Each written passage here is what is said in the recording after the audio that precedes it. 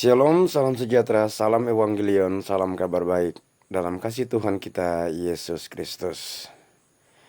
Ya teman-teman, kali ini saya akan membagikan sebuah kesaksian terbaru dari Ibu Nelinda, muslimah berhijab, yang baru saja membuat video kesaksian tentang perjumpaannya dengan Tuhan Yesus.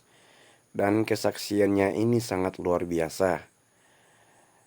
Dan buat teman-teman yang belum subscribe channel ini, ya silakan di-subscribe dan jangan lupa bunyikan lonceng notifikasinya agar teman-teman tidak ketinggalan video-video menarik dari channel ini. Evangelion, kabar baik buat kita semua. Oke, shalom dan selamat mendengarkan dan menyaksikan video kesaksian Ibu Nelinda berikut ini.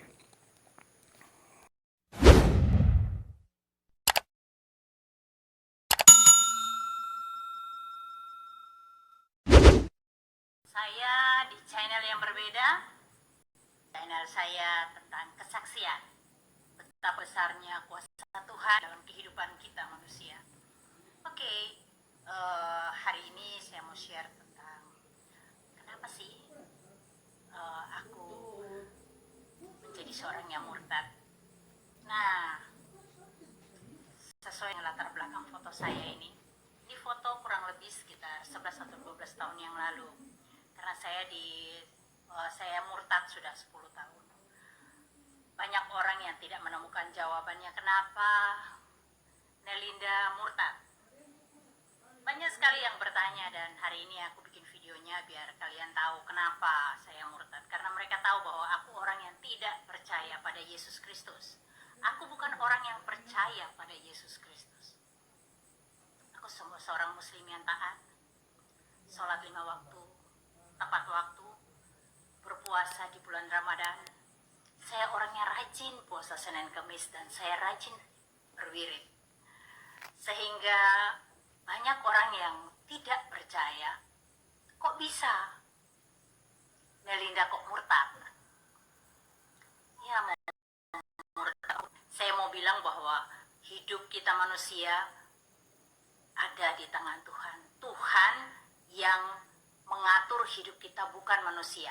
Jadi tidak usah Anda murtad-murtadin saya, kafir-kafirin saya soal mati saya hidup, mati saya masuk neraka atau masuk surga. Itu adalah kuasa Tuhan. Dan saya percaya saya diselamatkan karena saya percaya pada Yesus Kristus. Nah, ceritanya begini. Saya punya seorang teman dari Bali, namanya Bu Ayu. Beliau seorang Katolik, dan pada waktu dia datang di saya, dia sedang punya pergumulan dan dia minta tolong sama saya untuk mengantarkan dia pada seorang teman, sepasang suami istri teman saya yang pendoa di Temanggung. Jadi saya telepon Dokter Lisa, Dok, ini ada Bu Ayu mau minta didoain, dia punya pergumulan. Oke, katanya besok aja datang. Jadi besok saya ke sana, saya ngantarkan ke sana, dan sebelum ke rumahnya beliau berdua, saya mampir sholat asar dulu karena saya belum sholat asar. Saya sholat asar dulu baru saya ngantar dia. Dan ketika sampai tiba di rumahnya beliau, Bu Ayu sharing dengan mereka dan saya duduk terpisah tempatnya dengan mereka. Kemudian saya dengar Dokter Irawan bilang, Mah, mari kita doakan Bu Ayu. Jadi saya melihat mereka berdua menumpangkan tangan di atas kepala Bu Ayu. Mereka berdoa dan saya hanya melihat aja gitu. Oh, begini cara orang Kristen berdoa. Tapi tiba-tiba ada suara yang bisikin di hati saya. Orang berdoa kok kamu menteleng. Saya ada rasa malu, terus saya merem aja. Tapi bukan berarti saya ikut mereka berdoa, no. Tidak. Ketika saya merem itu, saya merasakan ada juga orang menumpangkan tangan di kepala saya. Saya pikir, Ibu Dokter Lisa atau Dokter Irawan ngapain? Kan aku nggak minta didoain. Kenapa mereka doain aku? Aku pikir gitu. Ngapain sih orang Kristen nih? Aku pikir gitu. Terus aku coba micingkan mata saya untuk melihat kakinya. Kan bisa terlihat kakinya Dokter Lisa atau Dokter Irawan. Saya micingkan mata saya dan saya melihat jubah putih yang bersilau. Masih berpikir saya begini, jin siapa sih yang siang bolong begini, kok masih ada jin kayak begini gitu. Siapa sih penasaran saya, dan saya mengangkat wajah saya untuk melihat, dan benar-benar saya buka mata saya mau lihat wajahnya dengan jelas. Jadi saya tidak micingkan mata lagi, saya langsung melihat gitu. Dan saat saya melihat dia, di saat itulah saya lemas, badannya seperti tidak bertulang, dan saya terjatuh dari sofa. Saya tersungkur jatuh. Yang saya lihat adalah Yesus Kristus. Wajahnya seperti yang saya kenal waktu saya kecil dulu. Wajah itu tidak asing buat saya. Dan orang inilah yang datangin saya 4 tahun sebelum hari itu. 4 tahun berturut-turut. Dia selalu datang di tidur saya. Tapi saya selalu reject. Karena saya pikir itu kan hanya mimpi, itu kan bunga tidur. Dan saya tidak mempercayai itu. Jadi saya reject dari pikiran saya. Dan saya tidak menganggap sesuatu hal akan terjadi. Dan hari itu, hari ketika Bu Ayu didoakan, di saat itu saya didatangi Yesus. Saya lihat dengan mata kepala saya sendiri, saya melihat Yesus. Dan saya tidak berdaya, saya tidak bisa mengendalikan tubuh saya. Saya terjatuh karena saya rasanya seperti tidak bertulang, hanya seonggok daging. Saya benar-benar tidak bertulang. Di situ saya menyadari bahwa saya hanya sebagai manusia biasa yang tidak punya kuasa apapun. Saat itu saya menangis dan saya bilang, oke, saya kembali menjadi anak. Dan saat itu saya bilang, jadikan aku alat. Saya tidak tahu kenapa saya mesti ngomong begitu. Sekarang baru saya tahu, ternyata itu Roh Kudus yang mengajarkan aku. Dan tadi yang menegur saya melihat mereka doa, itu juga Roh Kudus. Wow, sekarang saya semakin mencintai dia. Pergumulan saya sebelum saya dijamah luar biasa. Saat saya memutuskan, jadi saya cerai tahun 2010, bercerai secara resmi. Jadi di saat kita dalam proses beberapa bulan itu, saat itu saya dijamah Tuhan. Sehingga saya bisa kembali ke Kristen. Tapi saya menguruskan perceraian itu sampai harinya kita bercerai. Ya, kalau ditanya kenapa sih bercerai? Karena ada pergumulan yang tidak bisa kita selesaikan dan tidak ada titik temu pada saat itu, sehingga kami memutuskan untuk berpisah. Anak kami 3 orang dan semuanya muslim, dan muslim yang taat. Sebelum orang rame-rame berhijab seperti sekarang, saya dan anak-anak saya sudah berhijab. Buktinya itu foto saya. Foto saya cantik-cantik semua berhijab. Dan setelah saya menyatakan iman saya bahwa saya sudah jadi pengikut Yesus, benar-benar terjadi satu perpecahan dalam rumah tangga saya. Anak-anak saya yang lain, tidak nomor 1 dan nomor 2, tidak bisa menerima kenyataan ini. Dan benar-benar anak saya yang pertama nangis berhari-hari, bahkan mungkin sampai saat ini pun dia masih menangisi saya. Karena dia katakan, ibu, kalau ibu murtad seperti begini, saya nanti kelak kalau ibu meninggal, saya tidak bisa mendoakan ibu, saya tidak bisa yasinkan ibu. Kita sudah berbeda keyakinan. Saya bilang, tidak usah kamu khawatir, tidak usah kamu tangisi ibu. Ada orang-orang lain, saudara-saudara seiman ibu nanti yang mengurus ibu, jangan khawatir. Tapi toh dia tetap menangis dalam setiap doanya. Setiap sujudnya dia bilang, dia menangis. Bukan hal yang mudah buat saya. Bukan hal yang mudah. Dan setiap malam saya berdoa, Tuhan, selamatkan anak cucu saya. Selamatkan mereka, Tuhan. Jangan kau biarkan mereka berjalan di dalam sampai terjatuh di dalam jurang kekelaman, Tuhan. Tuhan, selamatkan mereka. Aku percaya kalau Engkau menyelamatkan aku, Engkau juga akan menyelamatkan anak cucuku. Karena Engkau sudah menteraikan mereka dengan kuasa darah, Tuhan. Jangan biarkan mereka tersesat, Tuhan.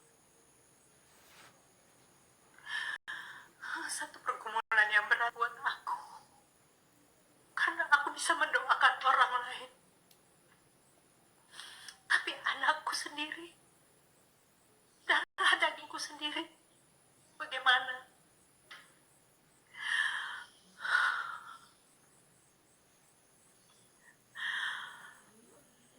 Dulu aku berpegang teguh dengan keimananku, dan aku selalu reject kalau ada teman yang menginjili aku atau keluargaku.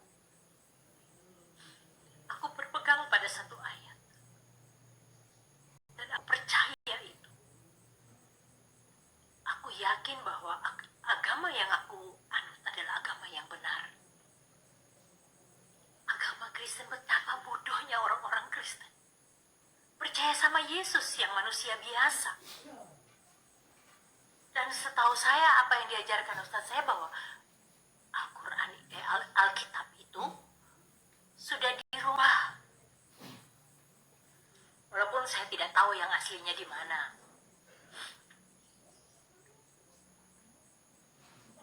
Saya bukan orang yang percaya kepada Yesus, karena saya berpegang pada satu ayat pendek dalam Al-Quran. Bismillahirrahmanirrahim. Allahu samad, lam yalid wa lam yulad wa lam yakul lahu kufuwan ahad. Allah itu satu dan tidak diperanakan. Bagaimana mungkin Yesus dikatakan Tuhan? Bagaimana Yesus dipercayai sebagai Tuhan sama orang Kristen? Betapa bodohnya orang Kristen. Buktinya dia mati dan disalibkan. Kenapa dia tidak tunjukkan kuasanya kalau dia memang Tuhan? Atau dilepaskan dirinya dari kayu salib itu kalau memang dia Tuhan? Saya tidak percaya, saya bukan orang yang percaya pada Yesus. Maaf, saya bukan orang yang percaya. Tapi hari itu, saya benar-benar takluk di bawah kaki Yesus. Saya percaya bahwa dia Allah yang penuh kuasa, Allah yang berdaulat dan berkuasa penuh atas kehidupan. Dia yang mengendalikan seluruh hidup, bukan Tuhan yang lain.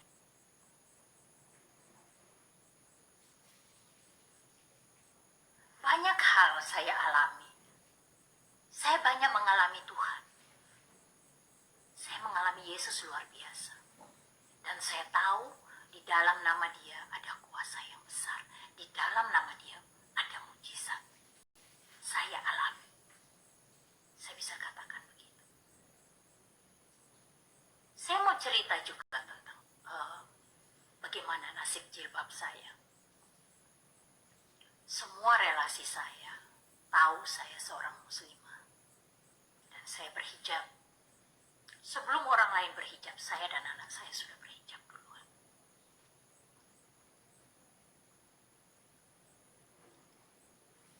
Waktu saya memutuskan untuk mengikuti Yesus, saya masuk ke gereja. Jadi itu kalau nggak salah mungkin kejadian itu hari Rabu atau Kamis sore. Dan saya memutuskan, oke, saya hari Minggu mau ke gereja. Saya ke gereja dengan masih berhijab. Dan saya ketika masuk gereja, tidak ada satupun orang bertanya, hei, kenapa kamu ada di sini orang muslim? Atau pastornya bertanya, kenapa sih kamu ada di sini? Gak ada yang memperhatikan, bukan memperhatikan, gak ada yang mengintimidasi atau bertanya gitu. Gak ada sama sekali. Ngapain sih kamu di sini? Kamu kan orang muslim, ngapain kamu di sini? Gak ada yang bertanya begitu atau yang memperlakukan aku dengan tidak baik. Semua orang yang melihat saya hanya diam dan tersenyum aja. Saya masuk ke gereja, saya berlutut. Dan saya berdoa. Tuhan, ini aku datang padamu, aku cari Engkau, Tuhan. Beberapa bulan saya lakukan itu. Saya masih berjilbab. Kan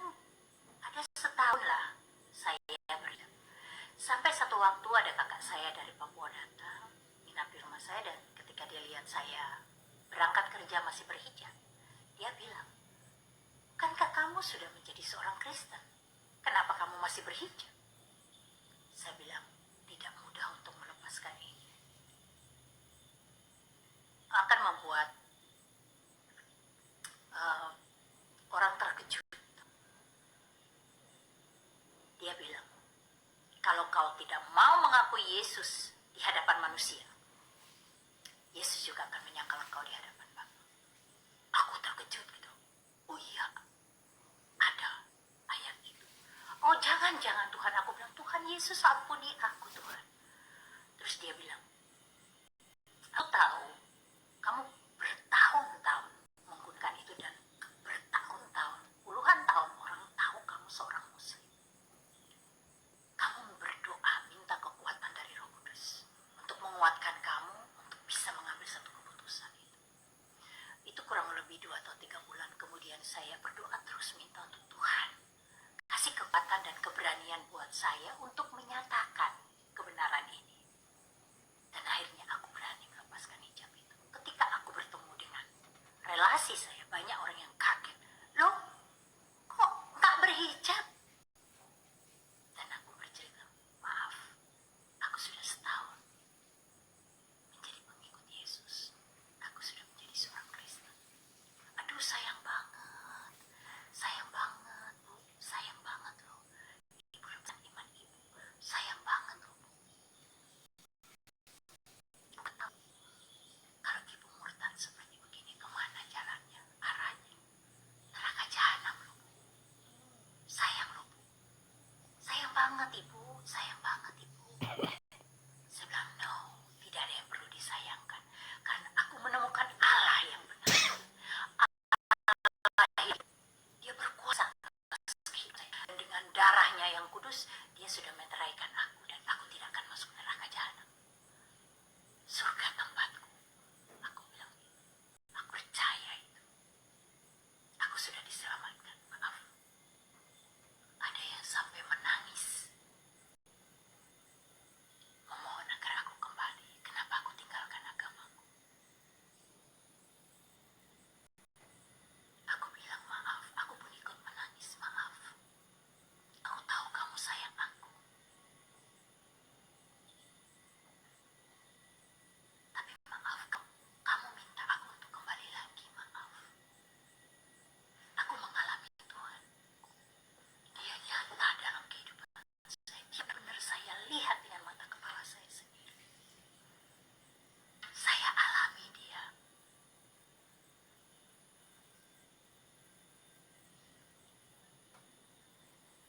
Dan kembali lagi ke anak-anak saya. Pertentangan itu jadi. Tapi saya mau buktikan bahwa hidup saya jauh lebih baik. Hidup saya jauh lebih penuh damai sejahtera dan sukacita dalam kondisi apapun. Dibandingkan dulu saya banyak uangnya, tetapi saya dalam keadaan depresi berat. Bahkan sempat mau bunuh diri. Saya akan cerita di video-video saya yang akan datang. Bagaimana Tuhan menyelamatkan hidup saya di saat saya melakukan percobaan bunuh diri sampai 2 kali. Bagaimana Tuhan menyelamatkan saya. Bagaimana ketika saya ekonominya sedang terjatuh. Bahkan saya di minus. Saya tidak punya uang lagi untuk memberi makan buat anak-anak saya. Tidak bisa membayar pembantu. Saat itu Tuhan turun tangan mengatasi itu. Nanti saya berikan kesaksian saya lagi bagaimana Tuhan menolong saya.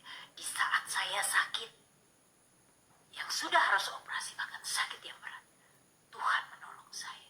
Saya banyak mengalami Tuhan dibandingkan mungkin orang yang terlahir dari Kristen dan sampai tua dengan Kristennya, tapi dia tidak mengalami Tuhan. Saya banyak sekali mengalami Tuhan. Bahkan di saat corona seperti begini, saya tidak stres karena pekerjaan saya tidak berjalan sebagaimana yang saya inginkan. Tapi Tuhan sukacita damai sejahtera yang terus ada di dalam sini. Saya bisa terus ada sukacita. Itu kenapa? Roh Kudus ada di dalam aku. Saya bukan orang muslim yang KTP. Dan itu semua orang yang mengenal aku tahu siapa aku. Tolong setelah video ini saya rilis, jangan Anda murtadkan aku, kafirkan aku, menghujat aku. Karena hak untuk memilih agamaku adalah pribadi aku, bukan kamu. Agamamu, agamamu, agamaku, agamaku. Tidak perlu menghujat dan tidak perlu kalian membesar-besarkan apabila ada orang Kristen menjadi mu'alaf. Karena tanpa Anda tahu, tidak perlu kami besar-besarkan, lebih banyak lagi orang Islam yang masuk agama Kristen. Kenapa? Karena mereka mengalami Tuhan. Mereka merasakan jamahan Tuhan, bagaimana Tuhan menjamah hidup mereka. Bagaimana Tuhan Yesus menolong mereka.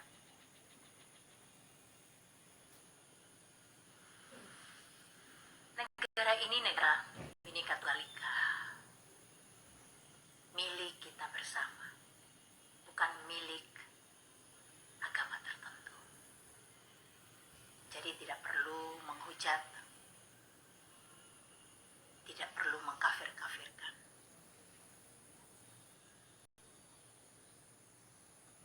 Kiranya damai sejahtera dan sukacita dari Tuhan Yesus juga ada di dalam kamu. Setelah mendengar video saya ini, karena dalam Yesus itu ada damai sejahtera dan sukacitanya. Dan dia berfirman di dalam Yohanes 14 ayat 6, dia berfirman, akulah jalan kebenaran dan hidup. Tidak ada seorang pun datang kepada Bapa tanpa melalui aku. Bagaimana mungkin kita datang kepada Allah tanpa melalui titiannya ini? Titiannya ini adalah Yesus Kristus. Dialah yang menjadi penghubung antara kita dengan Allah. Kenapa? Karena kita manusia sudah jatuh di dalam dosa. Sudah ada jurang pemisah antara kita dan Tuhan, dengan Allah Bapa. Walaupun kau teriak-teriak di sini, ya Allah, ya Allah, ya Allah, ya Allah tolong aku. Tapi ada jurang pemisah antara kita. Allah kudus dan kita orang berdosa, tidak mungkin bersatu. Harus ada jembatannya. Dan jembatannya ini adalah Yesus Kristus yang menyambungkan kita. Tanpa dia kita tidak akan nyambung ke Allah.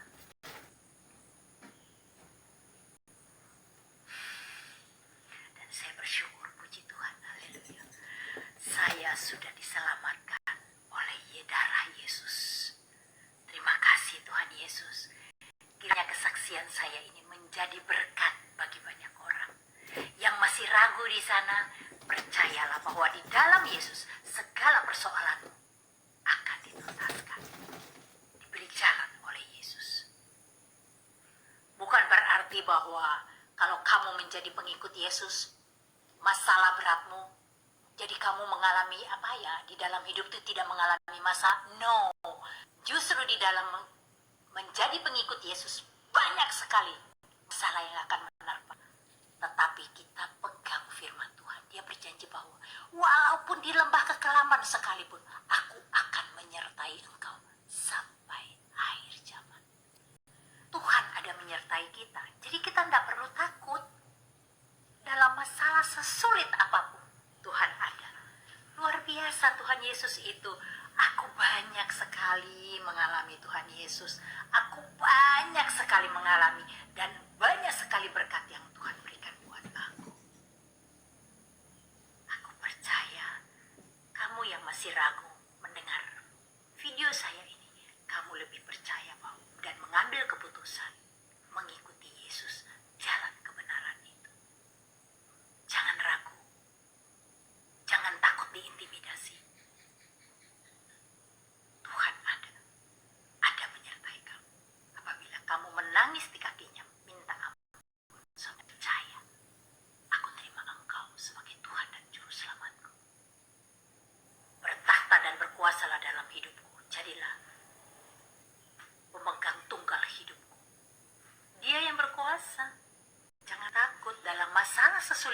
apapun, pasti dia kasih solusinya. Karena dia Allah yang luar biasa, Allah yang dahsyat, Allah yang tidak pernah meninggalkan perbuatan tangannya. Aku percaya